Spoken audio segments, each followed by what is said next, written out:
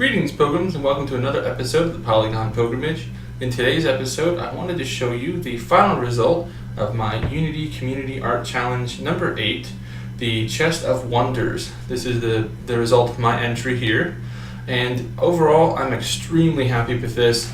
I learned so much so quickly, and while it has some problems, I do think that overall it's an amazing feat, if I do say so myself, considering the time restrictions and my learning curve.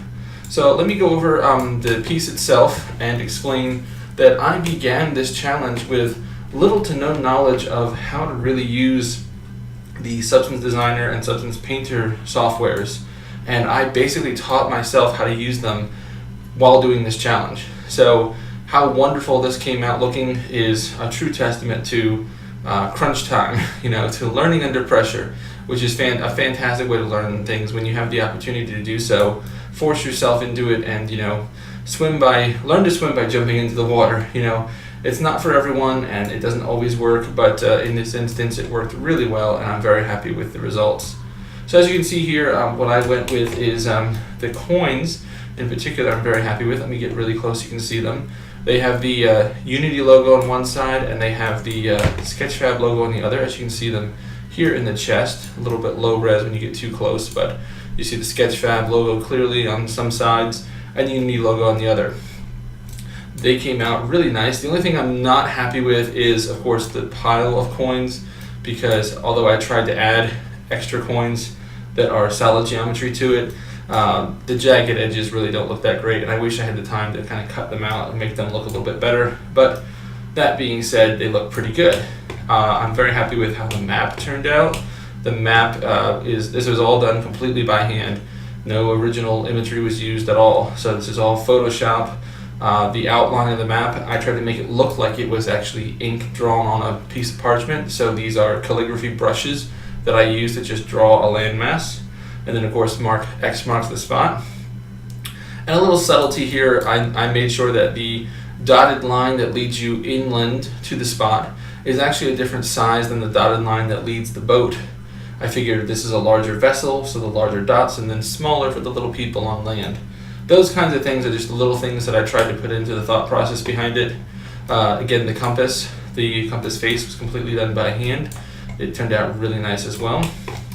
The little spyglass here turned out pretty nice. I like that a lot.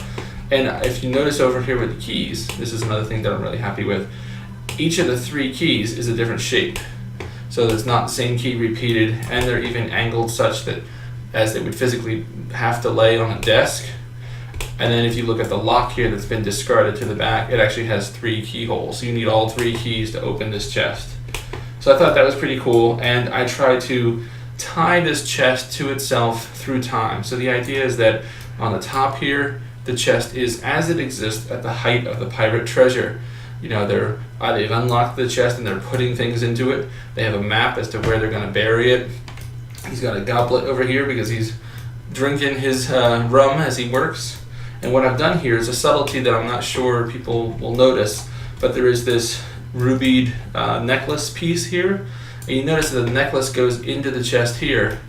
And if you flip to the bottom, and it comes out again here. So the same necklace is actually traveling through time. On the bottom here, the mood changes and the chest has worn and weathered edges and it's been corroded by time. So now the chest is part of sunken treasure. And you can see we got some rocks and the broken steering wheel of the ship, and got some seaweed here. And the seaweed, I'm very happy with how the overall design of it came out. I wish I had some time to give it a little bit more coloring in the actual contest. But the seaweed, I'm extremely happy with how it turned out, and in a separate episode I'm going to show you how I went about creating this, because I think it's a pretty neat technique that you can use for multiple different things. So just to recap, and of course don't forget the lantern. I love the lantern. The little glow. It reminds me a lot of games like World of Warcraft and that sort of thing, so I was really happy to throw it in there. Of course it kind of gets lost because this is where you look most of the time, so you don't really see it.